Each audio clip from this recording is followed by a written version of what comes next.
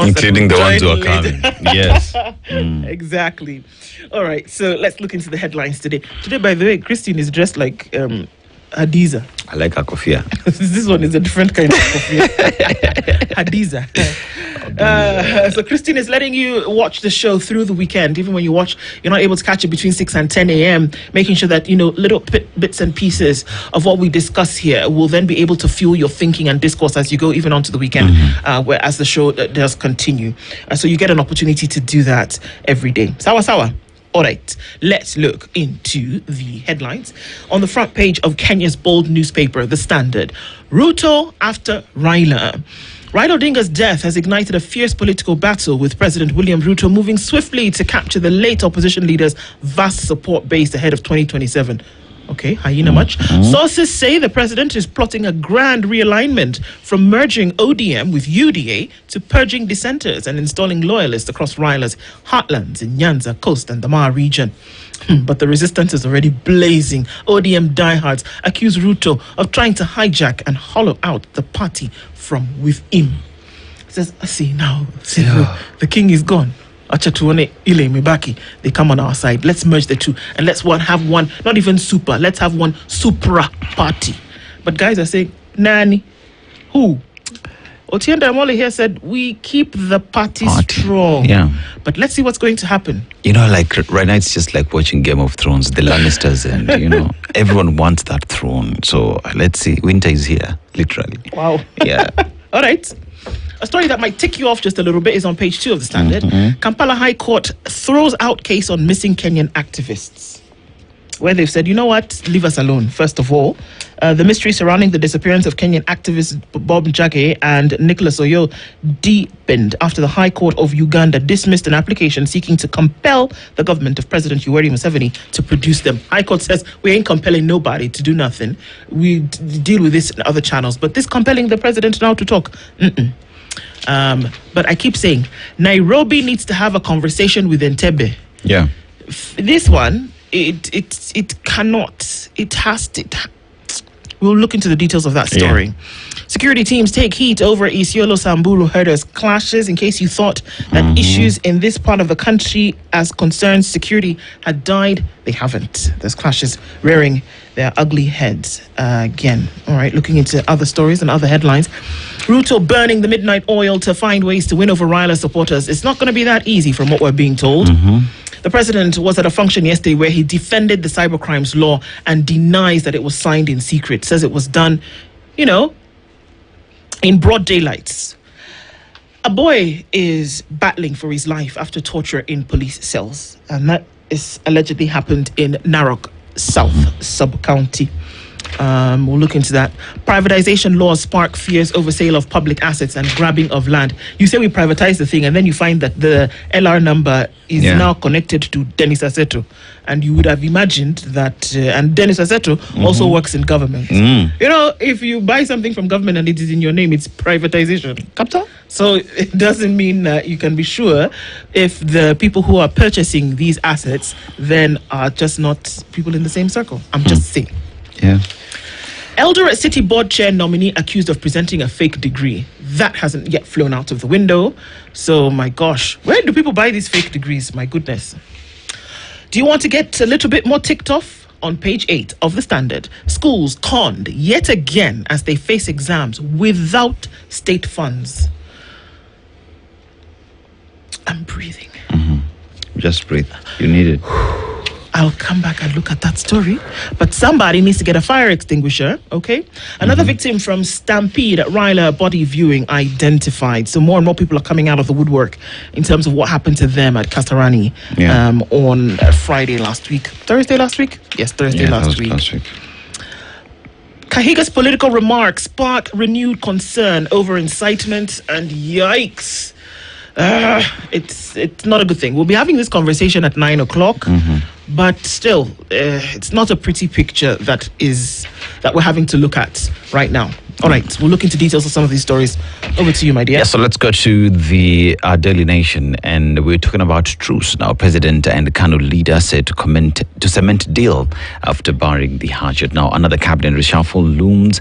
This is technical teams appointed by President Ruto and Kanu chairperson Gideon Moi are working on the finer details of an agreement for members of the Independence Party to secure state appointments, including cabinet positions. The death of ODM leader Raila Odinga is also likely to influence the changes. What changes are we talking about? Are we likely to see more ODM members get cabinet positions? What new positions will be created? Now that Kanu is also in the mix and the discussions are there, let's just see how that will happen, right? Yeah. Now, junior school teachers fight for autonomy and go to court.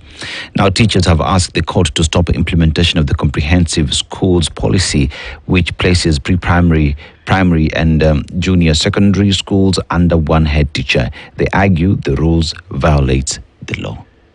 We want to be on our own. We cannot be supervised by someone who we consider to be a junior.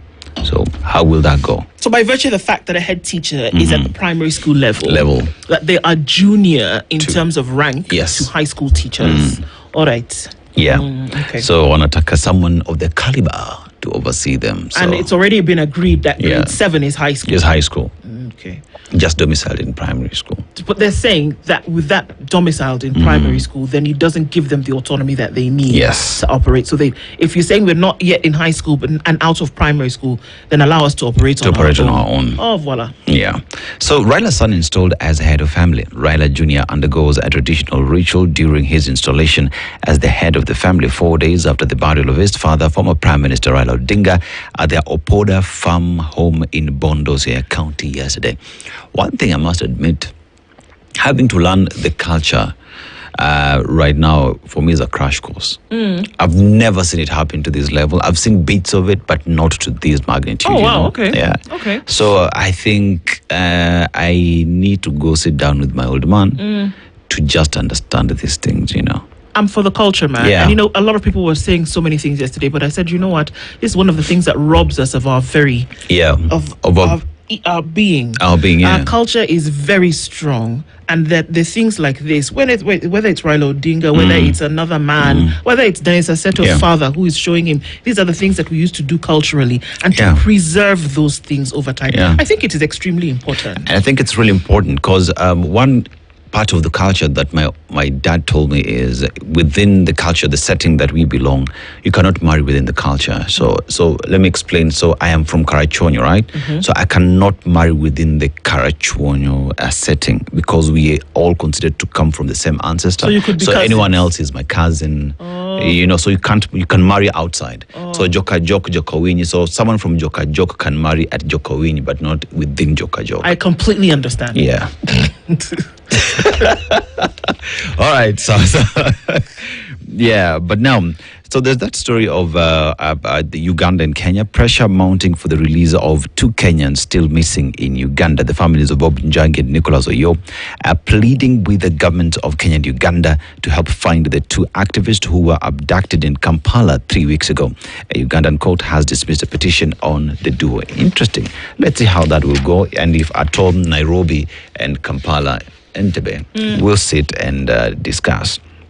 Now, how household items expose killer in Mtwapa murder case. A mosquito net, toaster, Luminac plates, bed covers, fruit mixer, blow dryer and iron box, ordinarily household items, became the crucial evidence that nailed a murder suspect accused of killing a woman in Mtwapa and stuffing a body inside a wardrobe. So this murder, there's a high possibility he took household items and went with it to home, and now when investigations are done, alipatikana na mali ya wenyewe kwa nyumba. Reshuffle set to hand Gideon Moi cabinet slumped as the discussion on a broad-based government getting even broader continue. And there was no ill intent in signing of bills, says Ruto. That has also been covered on the Standard. And teachers sue over unfair policy. Now, a group of teachers representing more than 70,000 junior school tutors has moved to court to challenge the government's decision to place them under primary school heads, escalating tensions over the rollout of the comprehensive schools policy now under review. When you look at the education sector as a whole, it's just it's just trouble. It's a mess. You know, first years who reported have never been to class. Yeah, that's true. You know, so The folks are on strike. folks are on strike. But now look at it this way. Look at a parent who's taken their child to school, right? They are paying for their house rent because they're living off campus. You know, that's rent. But this child has not been to school. Rent has already been consumed. When they resume, that means this parent has to find some other funds to have their child start from zero. But since tunasema tutalimana mpaka tuelewane. Jesus. It's just too many things. Tuangalie the stuff. How can one ministry have so many problems? I don't get it. Okay, let me tell you what's on the front page of the Star this morning. No smooth ride for Ruto in ODM takeover plot. It's not going to be a thing where you come with a broom and just sweep everybody up. That's what they're saying. It's not going to work just like that. Sour. So, it would appear as though President William Ruto and his UDA party are going to have to do a lot more work than just pronouncing things. And it may not be an easy walk in the park.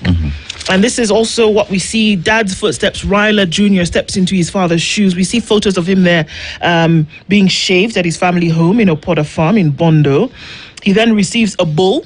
Raila Jr. is installed as the new head of the Raila family in Bondo yesterday. So there are a couple of things that were happening there. Did you know motorists will pay 8 shillings per kilometer on China-backed Rironi to Mao Summit Road? Maybe this road will finally be completed. But when it is completed, for every kilometer of road, you'll pay 8 bob to use the road. So, Every kilometer. Yeah. So, it's a 30-year concession that's being done. So, of course, this 8 bob that you're paying is going towards the Chinese government. Finally, people are having a conversation about the diversification of staple for Kenya. That Kenya cannot continue to rely solely on maize and its flour as a staple. So roots and tubers, what we are being told is the next food security frontier. I That agree. we can now make ugali out of cassava flour or other roots, potato. I agree. You agree, Abi? I agree. I mean, we can't just be maize. You find other regions are doing very well or have a huge potential of growing roots, cassava, but they don't do that because they have the belief that they must eat maize. Yeah, because, maize also, one of the things about maize as a grain is that it actually strips the soil of nutrients. And you should actually allow the land lay fallow for a while before you replant. But Yes. we're planting, harvesting, planting Back to again, back to back. And it's stripping the earth. So, in a manner that roots and tubers don't. So that's research is currently going on. And I don't know if people will And say... I think they should equally just include indigenous knowledge on what our forefathers used to consume. Because remember, maize was introduced in Africa. It Yes, is not our indigenous food. True. Yes. Very true. Yeah. Very true. Oburu convenes Nyanza ODM meeting to chart way forward for 2027. Because it's going to be very interesting. Top judges and IPOA boss among 35 shortlisted for Court of Appeal jobs. God of Elijah, please hold my tongue. Parliament in fresh bid to enact elusive gender law. Okay, let's try. Third time was not a charm, so maybe the fifth time will work right about now. I hope they'll have quorum because that has always been the That's problem. always been the issue, of course. Lamu man wins award for heroic work as a humanitarian. Okay. And that's a great thing. EU threatened by weak structures, according to an AU report. AU report has been released and said, you know what, guys, this problem is deeper than we think. Well, there you have it, because here we have an issue where people can crisscross the East Africa community, by the way, and be abducted, be lost, courts don't care. Yeah. It's called what? The camaraderie between the three countries. There's a word for it in Kiswahili.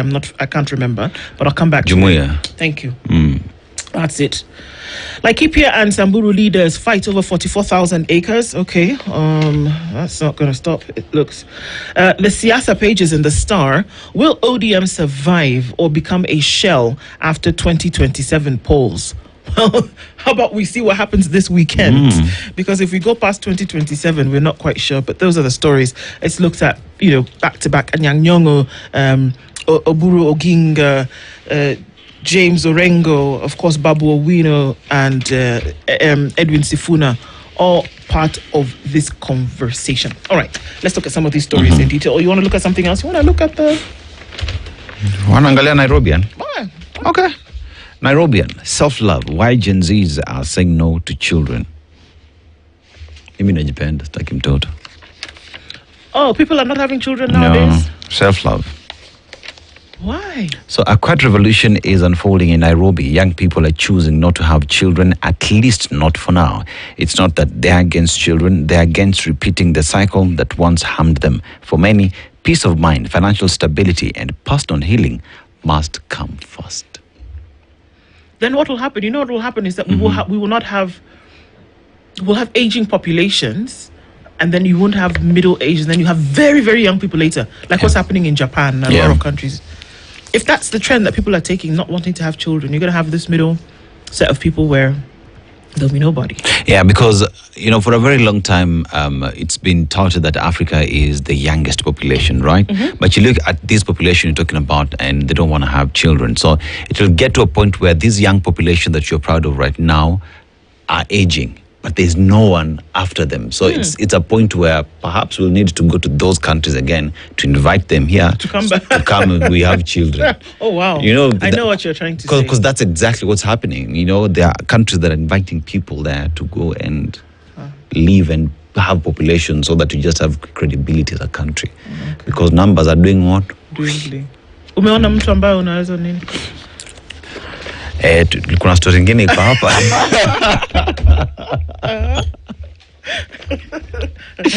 So foreigners dying at the hands of local lovers over poverty.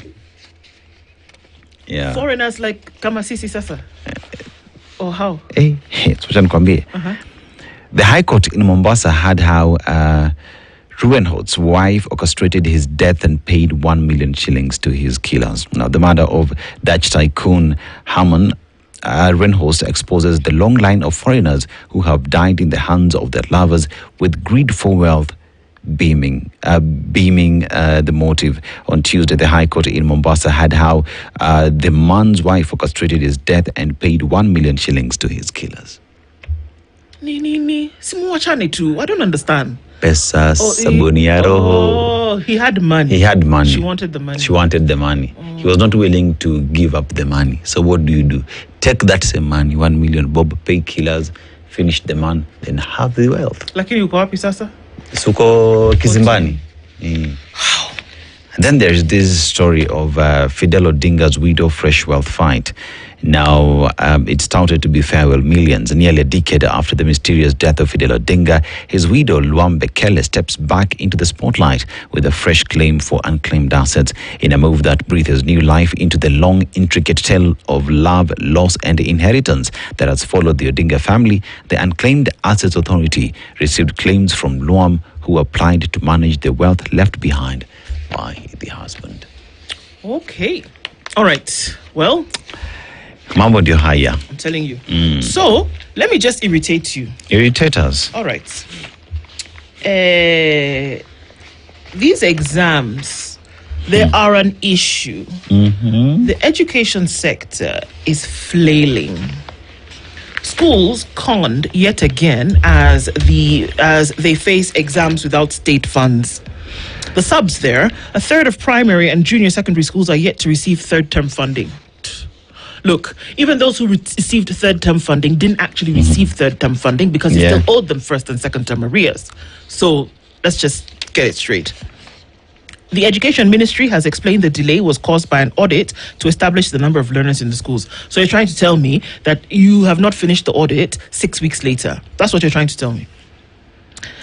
A standoff is brewing between the government and public schools after the state failed to release capitation funds, putting the smooth administration of this year's national examinations and assessment at risk. The Standard has established that thousands of primary and junior secondary schools have gone for an entire term without receiving any money from the government. The cash crunch has left head teachers struggling to run institutions as candidates prepared to sit their national exams. At the same time, secondary schools were hit with a shocker after the government released less than half of the expected capitation funds the institutions expected this year. High schools have received less than 50% capitation. Remember, high school capitation is 22,447 shillings.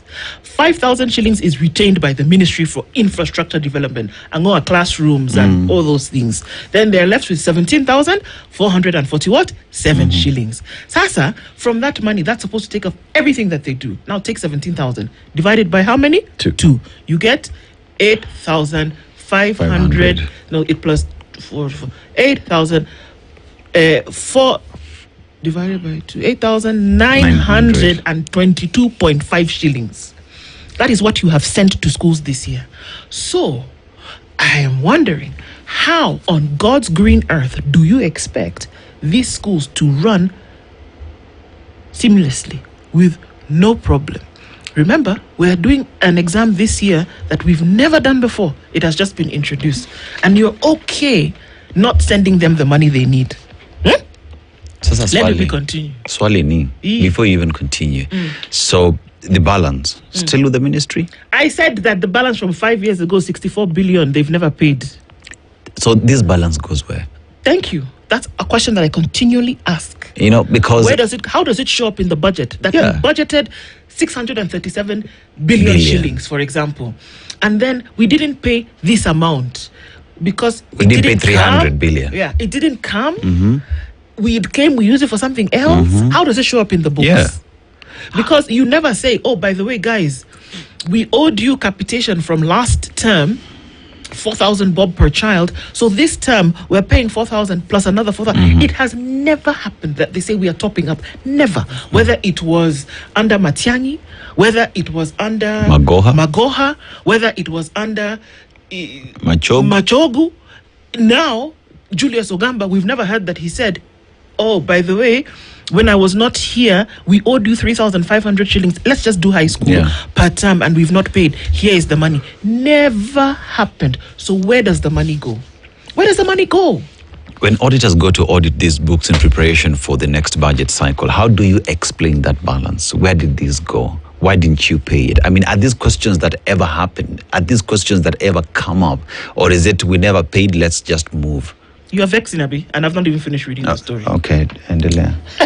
Documents by the Standard reveal that secondary schools have so far received, it's even more than I've even said. They've received 10,376 per learner under the free day secondary education programming and a sharp drop from the 22,244 allocation per learner per year. According to the funding schedule, schools received 4,196 per student in term 1, comprising 821 for tuition and 3,375 for operations. The Ministry of Education retained 260 from that amount. We don't know what it is for because they've already kept 5,000 for what? Infrastructure. Let's go to term 2 so that you can be a little bit more angry. In term 2, the allocation dropped to 3,200 per student, with 627 going to tuition and 2,584 for operations. They retained an amount of 212 shillings. By term 3, the capitation dwindled even further to 2,968 per learner, made up of 828 for tuition and 2,139 for operations, with 126 held by the ministry. In total, the three disbursements translate to 2,277 for tuition and 8,099 for operations, summing up 10,337 per student, while the government retained 599. Remember, this is out of 22,000 that should be paid. You paid less than half for the full year. The drastic cut rattled school heads who struggled to keep operations afloat as the exam season approached. The Kenya Junior School Education Assessment and the Kenya Primary Schools Education Assessment will be conducted between October 27th and the 3rd of November. Candidates sitting for the KCSE examinations began their practical and oral tests on the 21st and are set to start their written papers on the 4th of November. Many institutions say the reduced funding has left them unable to meet basic costs such as feeding candidates, paying non-teaching staff, or maintaining utilities. For primary and junior secondary schools set to begin national assessments on Monday, the situation is even worse, with some schools indicating that they are yet to receive a single shilling in capitation, leave alone those who've received 10,300 shillings. This means that schools have operated for the entire third term without any financial support from the government. And education is what? Free. Thursday, the Kenya Primary Schools Head Association, KEPSHA, termed the situation unprecedented, noting that at least a third of primary and junior secondary schools were yet to receive any third-term funding. Initially, the ministry had explained that the delay was caused by an audit. Angoa, audit has finished. We still don't have the money. 22,000 minus 10,000 is 12,000 bob. Let's not even do many math. 12,000 shillings by 800,000 students. Let's just keep it at 800,000 because that's the number of Form 4 students. That's not the number of students in high school. Yeah. Where does the money go? Do you not release it? When you're making a budget, where did you expect the money was going to come from? Okay, the term will end. The year will end. Where does the money go? Who is asking the questions? What do you expect these schools to do? Yeah. Then you stand atop a vehicle and tell us that, oh yes, we have a handle on things. Education is some of the best in the region. Look at what is happening. Okay, let me breathe because it's like, I don't know. You know, you look at education, one of the most intricate parts of any society. You know, they say education is power. And you speak about education being power. Intentional investments must be there, and we must see that happening. You know, even when you talk about 800 shillings are going for tuition and 2,000 for operations, shouldn't more go to tuition and less on operation? But then again, let's work with the funds that you have. Even the little that you have still does not get to schools, and asks the question, so fine, you finished third term, you have not sent capitation. How do you expect these children to study? How do you expect these teachers to teach? How do you expect suppliers to be paid? How do you expect these children to be fed? I mean, with total honesty, someone is sitting somewhere saying, I'm running government. What government are you running? You know, I just thought about it as you asked that question. They don't expect. They don't even consider. Oh, yeah. They don't even consider the issue. What they consider is, si pesa imetumwa. Whether it is enough, whether it didn't meet, whether si pesa imetumwa. Ukiangalia, they'll stand and they'll say, si we sent money. How you figure it out, what you do with it, to what you will allocate it, all of those things, it is not their business. Do you remember that time we had here the Baraza talking about matters education? And remember what parents told us in this studio? They would rather take their children to these private schools because they're sure their children will get education that they deserve. Yeah. You know, it is so sad that public education in the country has stopped working. Let's just call it for what it is. Let's just call it for what it is. It's not working. It's not working. It's not working. It's not even being sensationalist. No, it's not saying not working. It's not working. Let's just be honest that our children are coming out of this system, you know, with a cry and a song. Yeah. Because the very least that you can do for them to ensure that the resources that are needed to run this engine is not happening. It's not happening. But we can see that there's money that's being spent. If you're not spending it on the children who are the pillars of society for tomorrow, I don't know what business you have. Yeah. And then you come and tell us that everything is... No, it's not. And if you want to see the true measure of a country, you want to see the true measure of a man, look at how the most vulnerable in that particular society are being treated. That's the picture.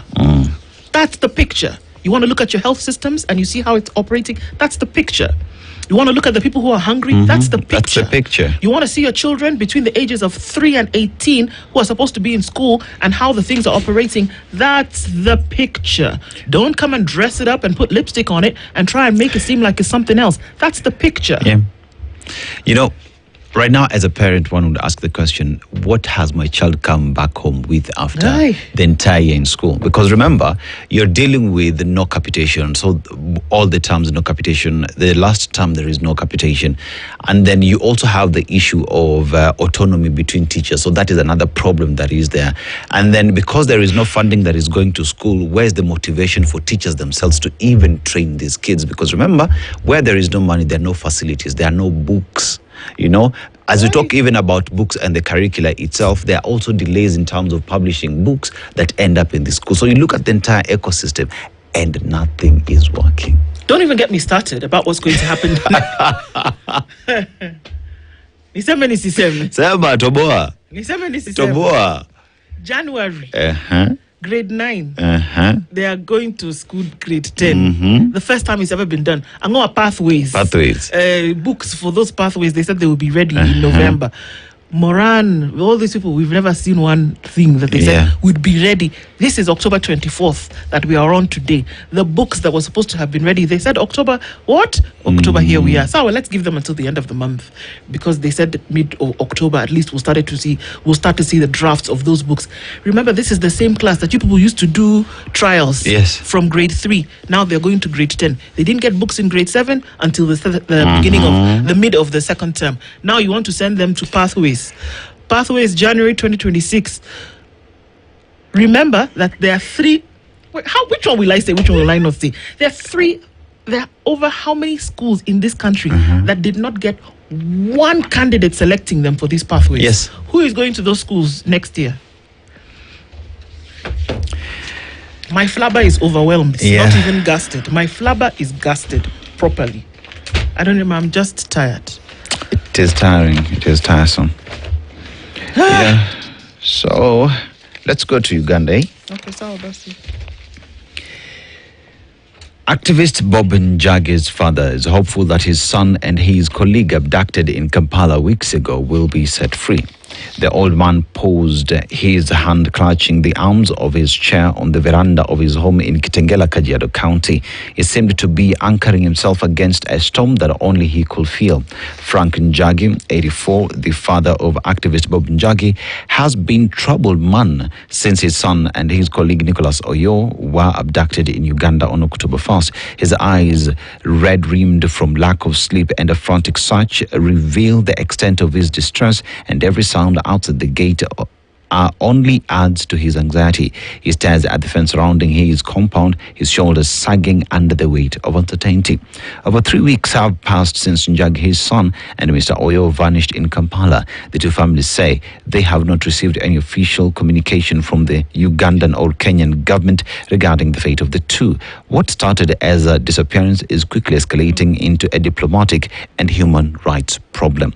Now, records show that Njagi and Oyo were scheduled to appear before the High Court of Uganda on October 21st in response to the habeas corpus application. Now, this type of writ is intended to compel authorities to either release the men or present them before a judge. However, the pair never appeared in court. Instead, Colonel Silas Kamanda of the Uganda People's Defence Forces UPDF filed a startling response saying the army was not holding them. In his written response, Colonel Kamanda stated that the missing men were not in military custody. This statement only compounded the already dire situation for families grappling with the anguish. It meant the only institution they had been told might be holding their sons was now denying any knowledge of them. And you're being told that the Ugandan court told what? Throughout the petition that had been filed in court. You know, behind Oyo, behind Njagi, is a family and a community behind them. Let's take, for example, that Oyo and Njagi had committed a crime in Uganda. There are processes on how they would be arrested, how they would be tried in court, and if found guilty, they would be charged or fined. That is by following the law. But that they disappeared in Uganda, the Ugandan government should tell Kenyans, should tell Kenya and Oyo's family and Njagi's family as well where they are, because it is their responsibility to take care of not only their citizens but including foreigners who are in their country. I listened to a recording that President Yoweri Kaguta Museveni gave a few years ago. It was about eight years ago, actually, and he said that even a man living in the forest will be found when he wants to be found. These are the words that he spoke. It was in relation to security matters in Uganda and the East Africa region at that time. And that's what he said. I'll look for that and I'll send it to you. So what am I saying? Somebody knows where these two men are. Diplomatic relations demand that the two countries have a conversation about this. That somebody needs to pick up the gauntlet and say, hey guys, please, how far with our guys? Anything you know about it? What can we do? That's the art of these bilateral relations. That's what you need to do. Because it cannot be that two gentlemen are going to disappear off the face of the earth. Two things that happened on that day, which were eyewitness accounts, is that they were after so first thing was that they were there on the invitation of Bobby Wine to launch his presidential bid. The second thing is that after this event took place, they were carted off by gentlemen in security garb, uniform. Yes. So where did they go? Where did they go? Yeah. That question must be answered. Somebody needs to have a conversation. Remember what the High Court said? Dead or alive, present them. Somebody knows where they are. Somebody needs to speak up. Do you think the two governments know where these two individuals are? 100%. Come on. They do. And on that note, it's 7 a.m. The latest news from around the world. 94.4 Spice FM. This is The Situation Room